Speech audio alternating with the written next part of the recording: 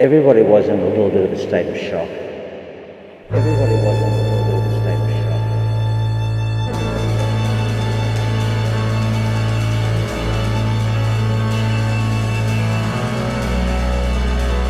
Made me wonder what exactly was going to happen.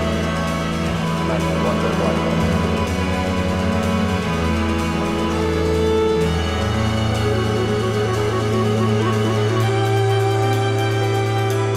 We were still serving coffee when the floods were imminent.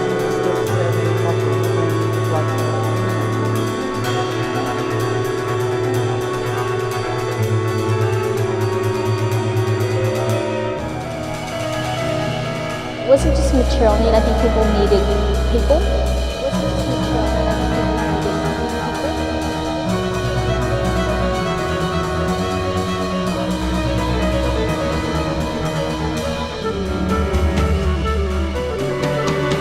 That army was there for the original, but then you walk in and there's nothing inside of them.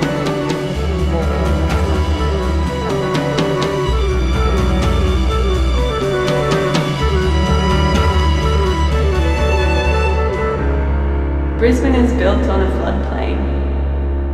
Brisbane is built on a floodplain. Brisbane is built on a floodplain.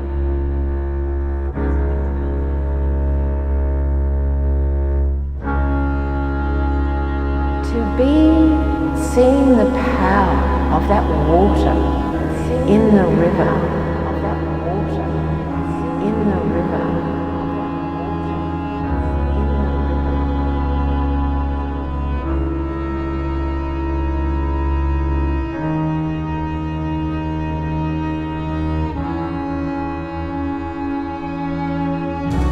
Been in the house when the horses came flooding past the windows.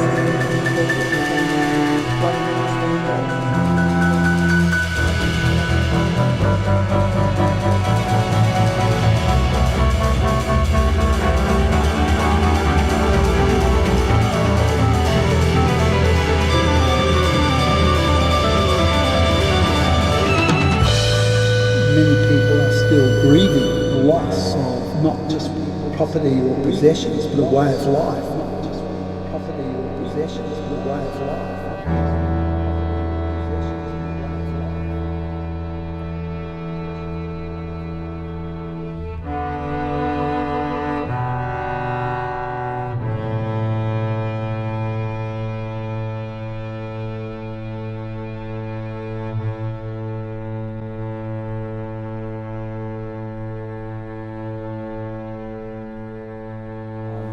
The waters came up very slowly, but there was a point that we could not get out. So we were resigned to staying upstairs, and certainly some of our neighbours, they had stayed at their house until the water started coming through their house, and they had left their escape too late. It's very surreal, because in some ways the weather was fine when the water was at its peak. So it's very hard to understand, and where I live near Bundamba Creek, the actual water generally, if it floods, comes from a different direction than it came in at this time. I was here that eerie day when we knew the flood was going to hit that night, and people were trying to know what to do.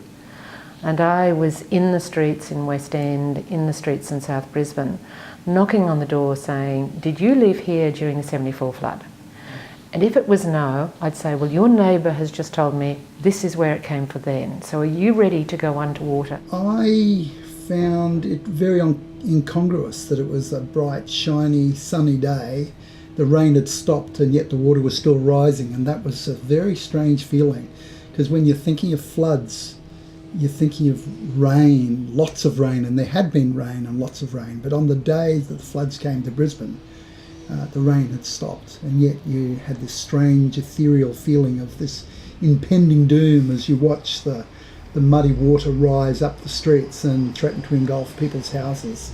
So that was a strange kind of feeling, watching that kind of unfold before your eyes. And we went down the Brisbane River.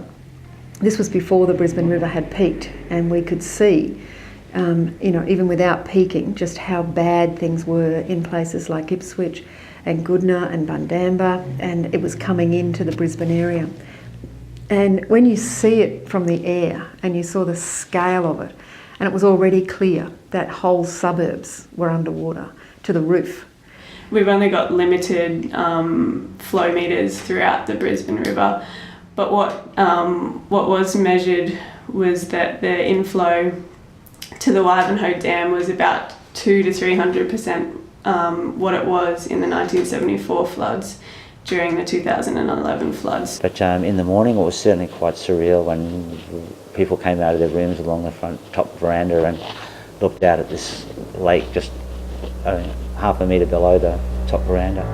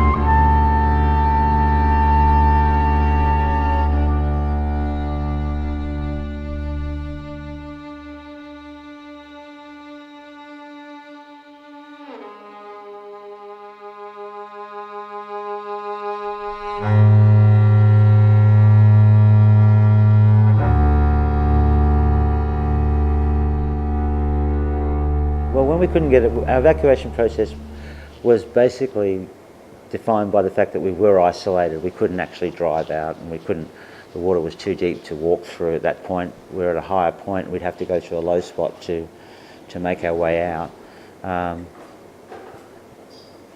So we were all resigned to the fact that we were staying upstairs, and for some of our neighbours it was obviously much safer than their rooftop for the night.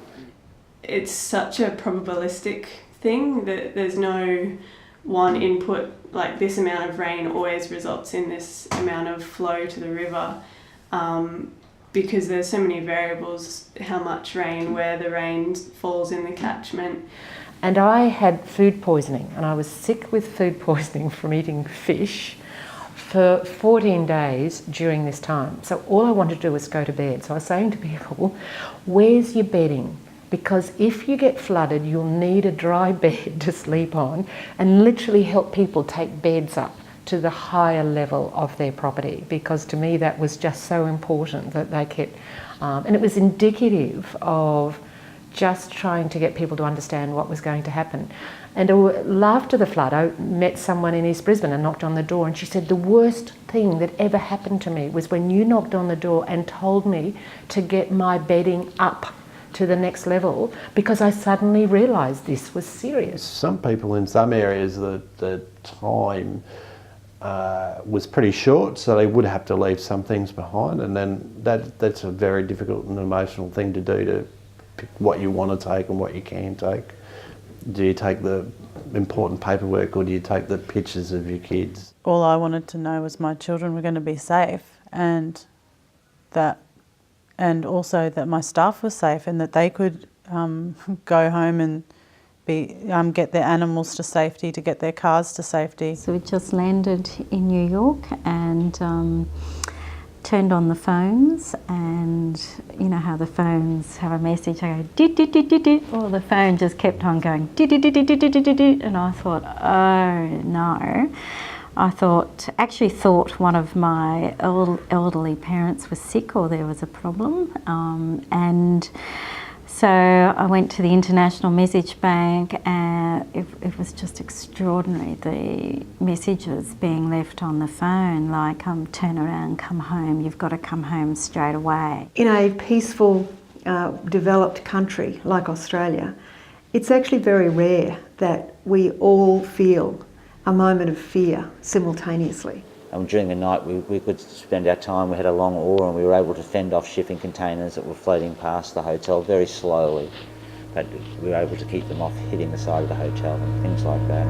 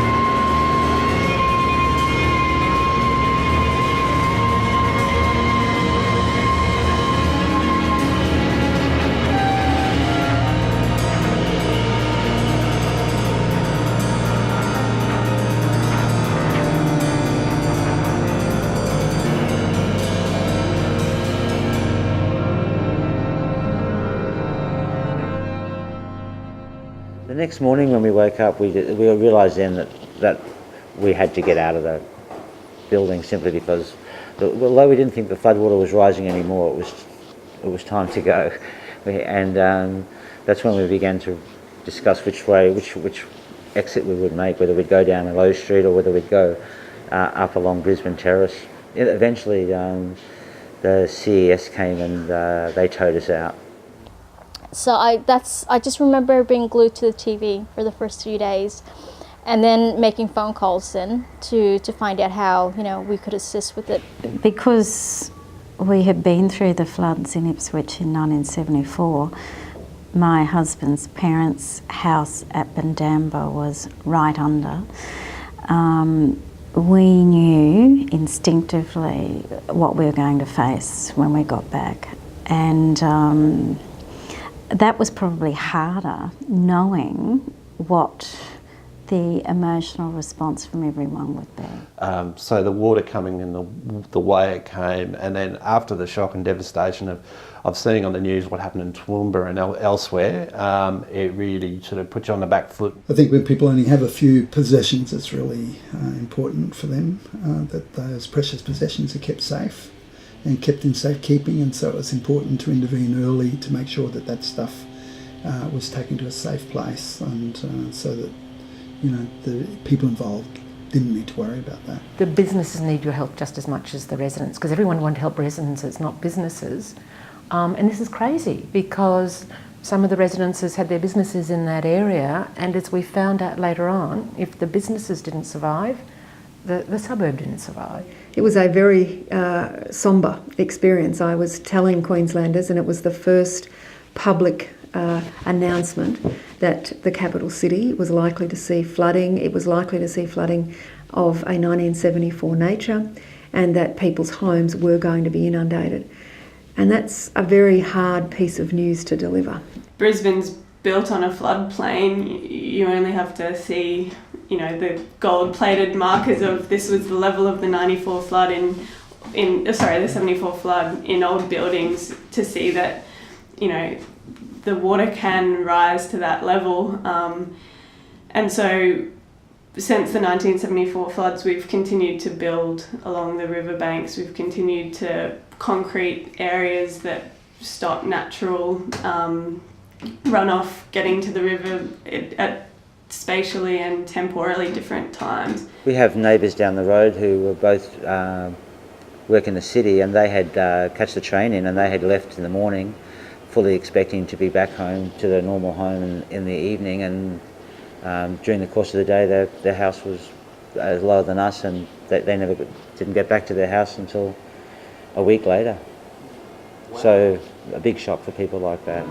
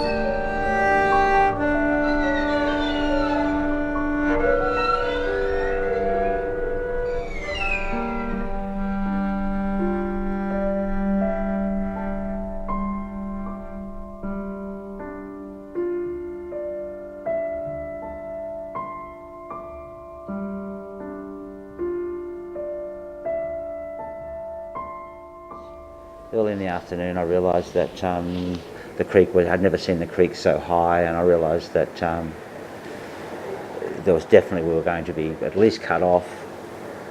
I thought maybe the water wouldn't come. They had floods in the 40s where the water just came to the sort of the top of the road, and I was anticipating that might be the case this time around. I didn't think that it would be as bad as 74 again. And I think emotionally for me it was a mixture of being stunned, shocked, and just getting involved and getting dirty and just helping out as much as you can and just not thinking about it. And then, for I think a lot of us, it was very difficult to sleep and all sorts of things at that time.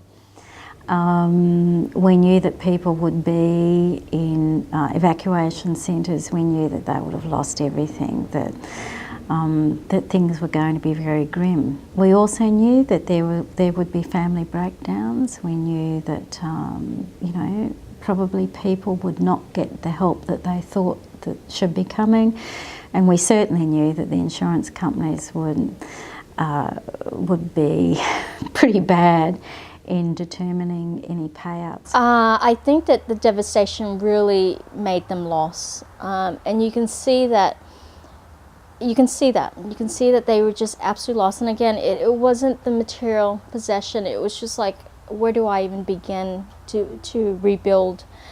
Yeah, a lot of people didn't have awareness of it, how fast it was coming. So yeah, a lot of people were... there's one family that I helped, and they had a few houses on the same street, and they had lots of animals and stuff like that, and it just happened so fast, and they lost everything. The people were in shock. When you've seen everything that you've had and it's gone under, and there was a sense of, why didn't I move more out too? So they're sort of having to come to a bit of terms with that, some of them. People had felt settled, felt secure, felt safe and felt comfortable. And all of that seemed inviolable, you know, like it was just not something that would be destroyed. So for that to be destroyed meant that some people felt a deep sense of insecurity, that something so fundamental on which they'd based their life, an assumption, a set of assumptions in fact, on which they'd based their life had been destroyed, that they couldn't count on that anymore, that security, that safety, that comfort. And to rebuild your life on assumptions that are no longer certain is very difficult for people to do. So for many people, a strong sense of insecurity, anxiety, and fear. How can you prepare for the worst when you don't know what the worst is? So we can't over-design everything that we build. We can't build dams that are 5 times bigger than we think we need.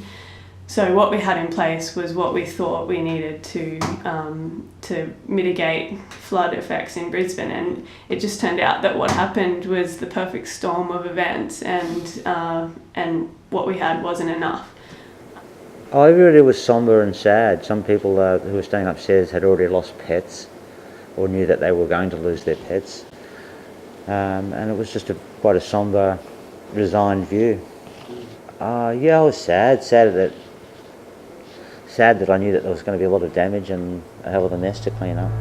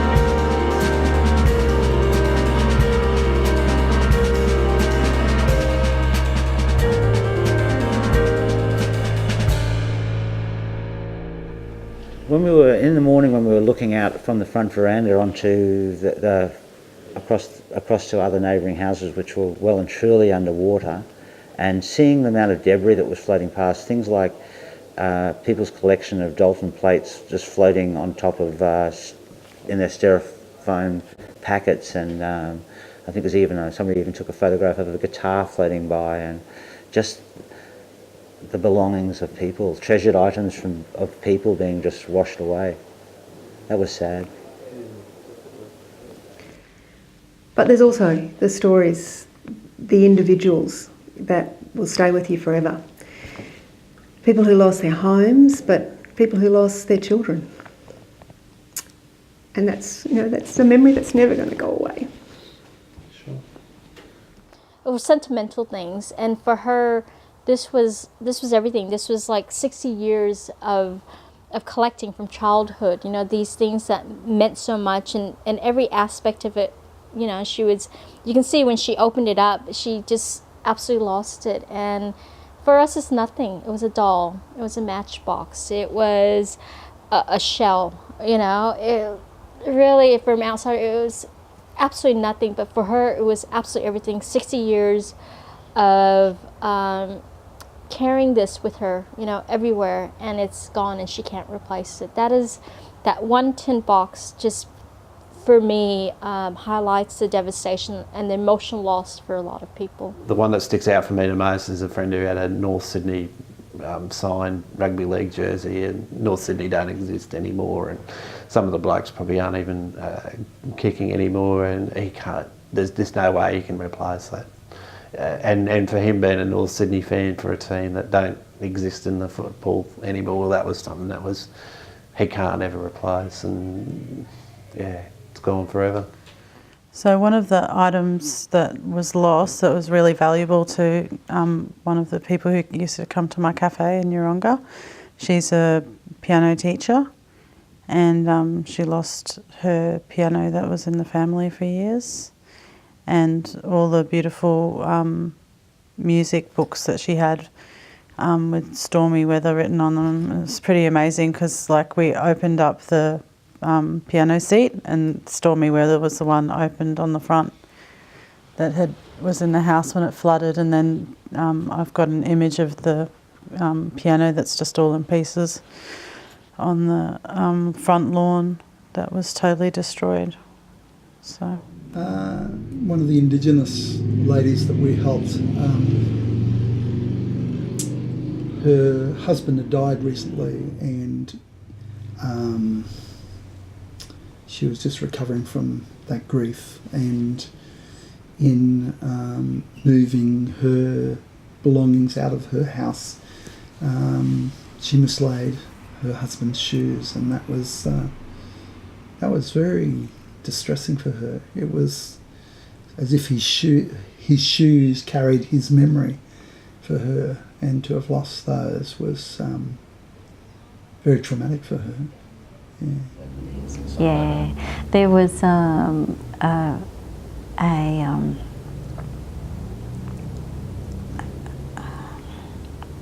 photograph of my uncle and I. He passed away, and that was the only copy I had, and I went looking for that and couldn't save it. Oh, I guess the saddest thing was the jukebox. You know, but we were able to save, you know, we got the CDs back out of it, but it hasn't been able to be restored like it was, and we had such a great range of music in that. That was probably the saddest thing, and something that we in hindsight, we could have saved. We could have unbolted off the wall and taken upstairs.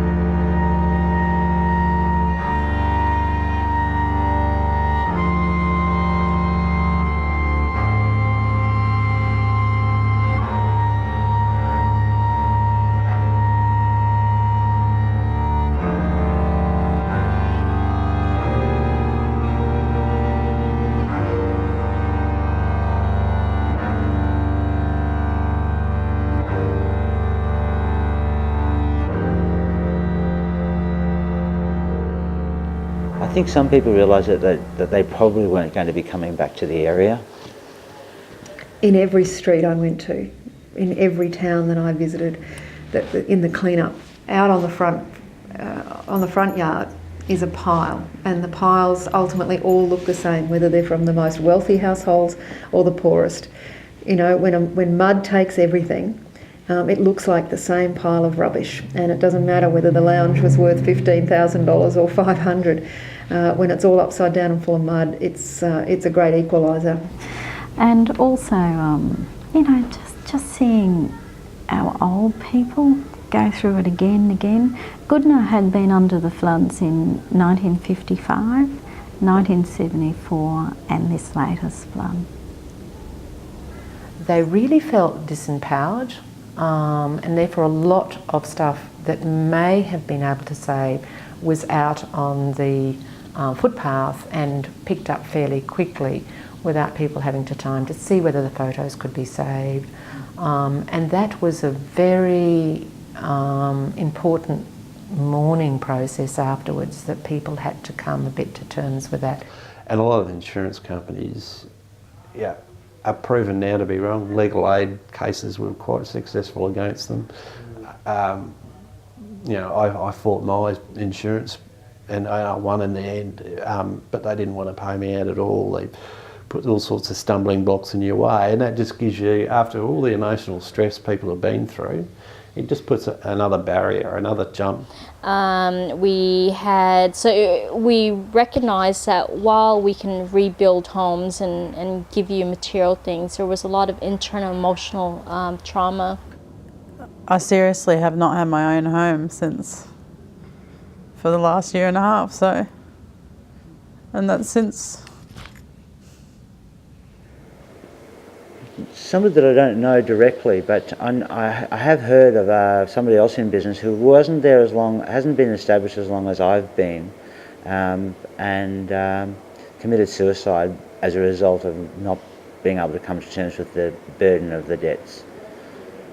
So those sort of stories are sad. You realise that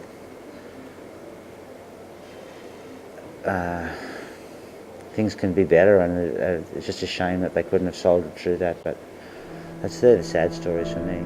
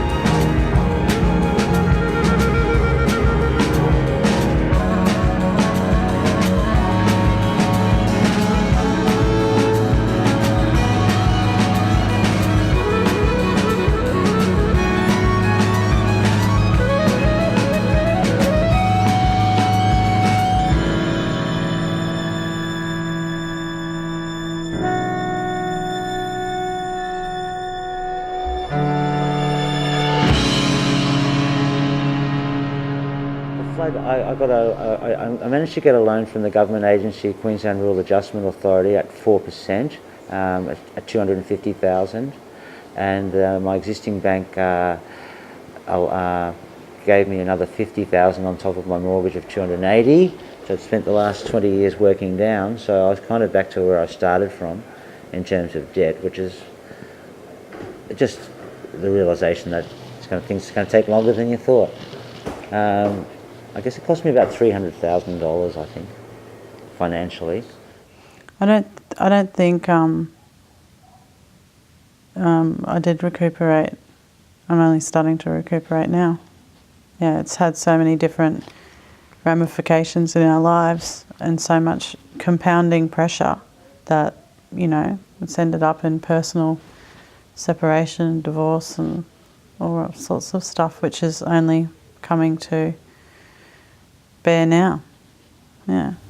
Certainly people I know that weren't in a flood affected area who came and assisted, but then it faded from their memory where people are still really struggling. And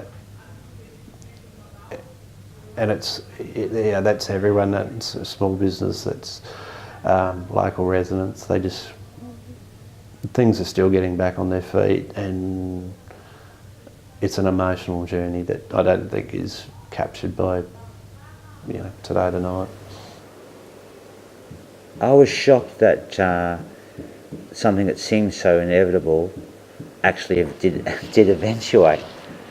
Because we've been using the dam recreationally, sailing on the dam since we've been in Goodna, and only a couple of months before we were sailing on the dam, and from all the years of sailing there, it was just unnaturally full. We felt like we were in some North American national park with people camping and right onto the grass, directly onto the water.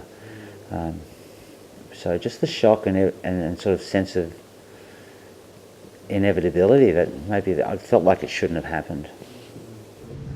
Obviously the scientists and the engineers had data coming in all the time as the floods were happening, but to interpret that data and form an idea of what was happening in the catchment probably would have taken time. I think everyone was completely taken by surprise. In the end, we can look back, but warnings always have to be in place, no matter what.